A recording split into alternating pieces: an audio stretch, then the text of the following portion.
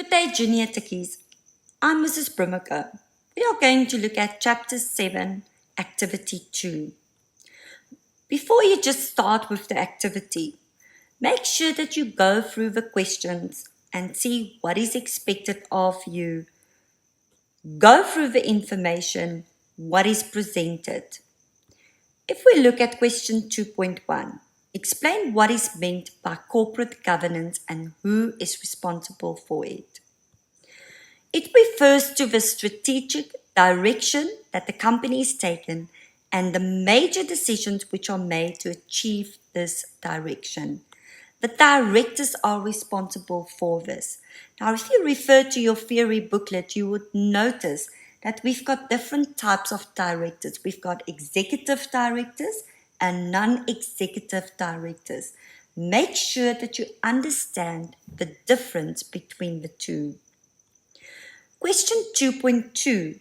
One of the most important decisions that shareholders have to make at the annual general meeting is to appoint directors to serve on the board.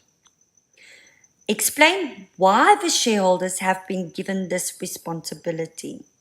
And if you were a shareholder, what factors or characteristics would you want to find out about the directors who would get your vote? Explain points and give a reason for each. So if we look at the first part of this question, explain why the shareholders should be given this responsibility. The shareholders are major investors, but they cannot all work at the company. They appoint directors to run the company for them, on behalf of them. They have entrusted their investment, the money that they've put into the company. They've entrusted it to the directors. The second part of this question, what characteristics would you look for then? Is a director would need to have integrity, honesty, and no criminal record. Why? Because they've been entrusted with your money. The second point, you would hope that that director has good qualifications because they need expertise to run the company. Question 2.3. A recent news report stated that a major company, Protective Limited, had been awarded a tender to supply the South African Police Service with personal protective equipment with 1.9 million. The tender was meant to supply police officers with latex gloves. The report alleged that the tenders were irregularly awarded to the CEO of the company, who allegedly paid kickbacks to police officers in the unit. So this is now a real life scenario, and this is what you can expect in tests and in exams. So first, looking at what is kickbacks. It's a reward offered to a person after the occurrence of a transaction which has led to another person's gain. So the company was awarded the supply of PPEs, personal protective equipment, with 1.9 million after paying to get the contracts.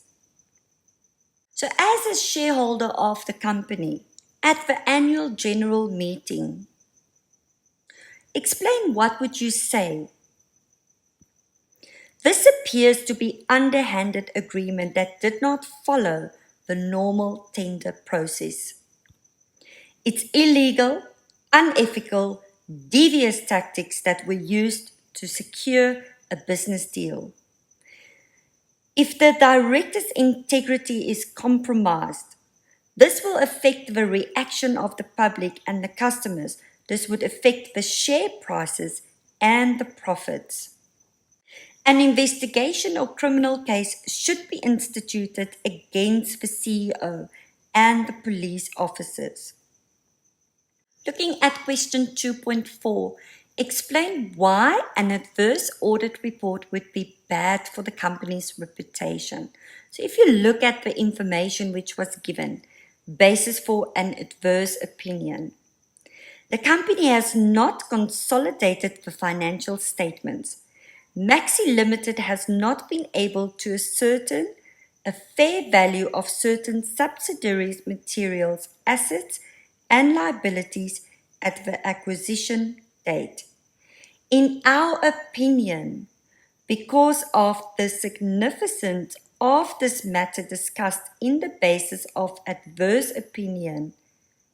So in other words, this reflects very badly.